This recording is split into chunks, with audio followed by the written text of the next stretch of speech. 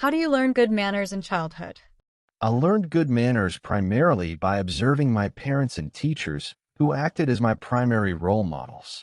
By mirroring their polite interactions and listening to their consistent guidance, I gradually internalized these social expectations as natural habits for everyday life.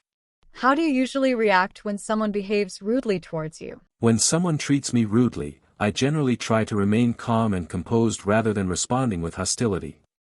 I have found that taking a deep breath and choosing to stay polite often de-escalates the situation, allowing me to maintain my own dignity, while preventing unnecessary conflict. Are you more influenced by the behavior of your family or your friends? While I value the unique perspectives of my friends, would say I am more influenced by my family's behavior.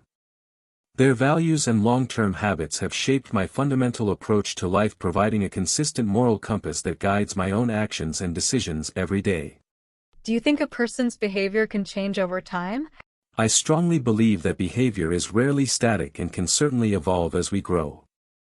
Life experiences, maturity, and a conscious effort to self-reflect often lead people to adjust how they act, allowing them to overcome past habits and develop more constructive ways of interacting with those around them. What kind of behavior do you find most admirable in others? I most admire people who demonstrate consistent integrity and genuine kindness, even when they think no one is watching. Seeing someone remain humble and helpful, regardless of their circumstances, shows a strength of character that I find truly inspiring and worthy of emulation in my own life.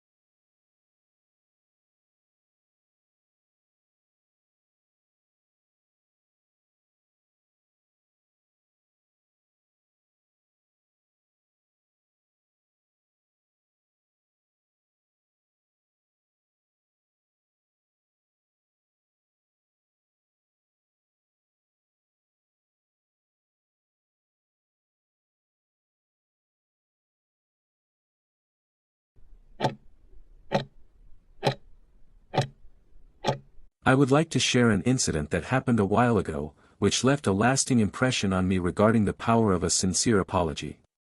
A few months back, I was working on a collaborative project with a close colleague, and we were under significant pressure to meet a very tight deadline. During a tense team meeting, this colleague suddenly criticized a significant portion of my work, in front of our supervisor, claiming that I had missed several critical details. I was taken aback and felt quite hurt, especially because I had spent many extra hours ensuring the accuracy of those very components. The person who apologized to me was this same colleague. A couple of hours after the meeting ended, they approached me while I was working at my desk. They looked genuinely regretful and explained that the stress of the impending deadline had caused them to lash out unnecessarily. They admitted that they had not reviewed my work properly before the meeting and realized that their comments were both inaccurate and unfair. They offered a very clear and heartfelt apology, taking full responsibility for their mistake without making any excuses. When they apologized, my initial reaction was to remain calm and listen intently. I did not want to react impulsively or add to the existing tension.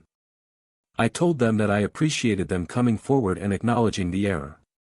I explained that while I was initially frustrated, I understood that high-pressure situations can sometimes bring out the worst in people.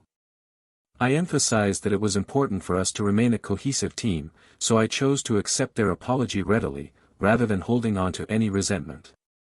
After the incident, I felt a profound sense of relief. It was a significant moment because it strengthened our professional relationship rather than damaging it. By addressing the situation directly, we were able to clear the air, and move forward with a much better understanding of each other's stress triggers.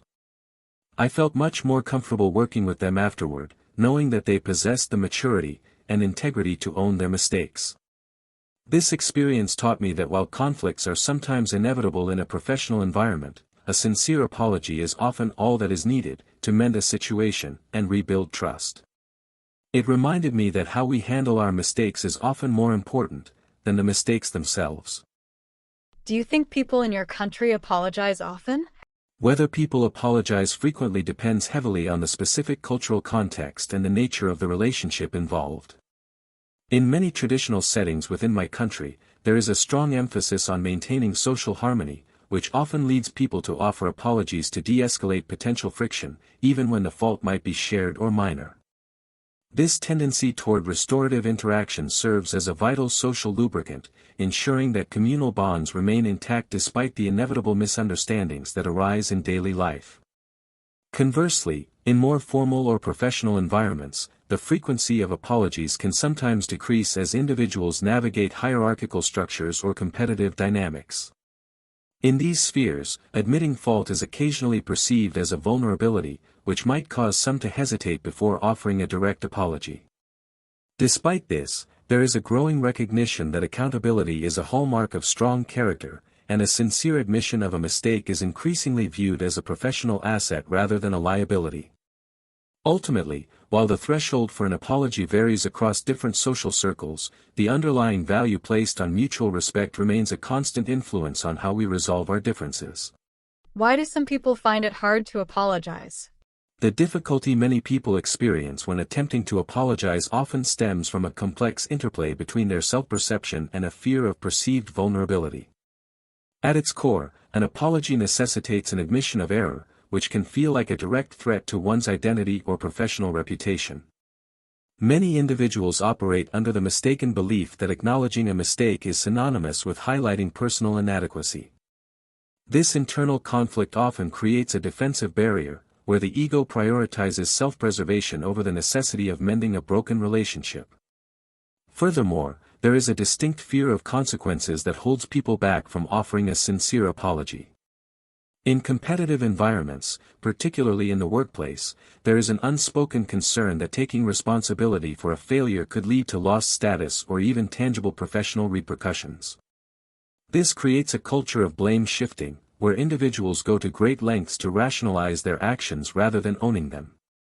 Finally, a lack of emotional maturity can prevent some from truly understanding the impact their behavior has on others.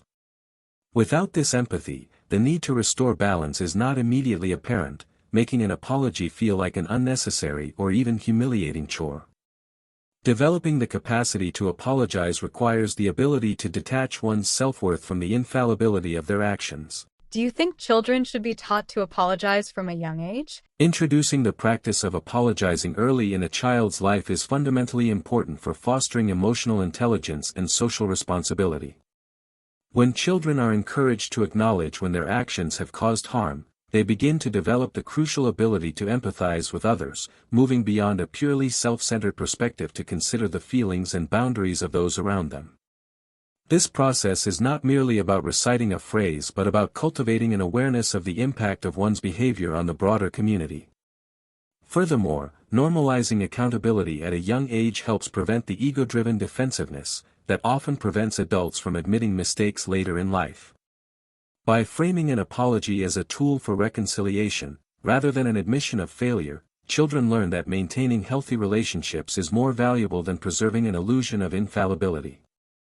This early exposure teaches them that taking responsibility is a strength that allows for growth and strengthens connections within their peer groups.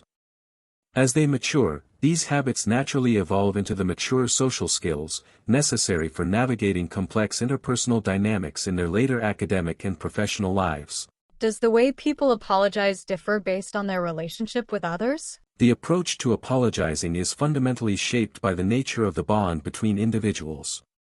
In intimate relationships, such as with family or close friends, apologies tend to be more frequent, personal, and emotionally charged because the priority is preserving the long-term connection. The stakes are centered on vulnerability and trust, making the expression of genuine remorse the primary objective. Conversely, within formal professional structures, the approach is often more transactional and guarded. Here, an apology may be carefully worded to avoid legal or career-related liabilities, focusing more on restoring operational efficiency or professional reputation rather than solely addressing personal feelings. The difference in delivery reflects the varying expectations regarding accountability and the potential consequences of admitting fault within each sphere. Where an intimate apology focuses on repairing the emotional rupture, a professional one often emphasizes the remediation of a procedural error to maintain organizational standards. Do you think people should apologize even if the mistake was unintentional? Taking responsibility for an unintentional mistake is a powerful way to show respect for the other person's experience. Even if there was no malice behind an action, the impact on the other individual remains the same, and acknowledging that impact validates their feelings. By apologizing, you demonstrate that you value the relationship more than the need to prove your innocence, which helps to repair any emotional distance caused by the error. Furthermore, choosing to apologize for accidental slips signals high levels of integrity and awareness.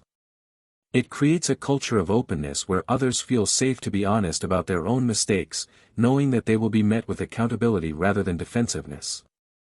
While it might be tempting to clarify that the action was not done on purpose, doing so immediately can sometimes feel like an excuse. Acknowledging the harm first, and then briefly explaining the intent, is often the most effective way to address the situation, while maintaining trust.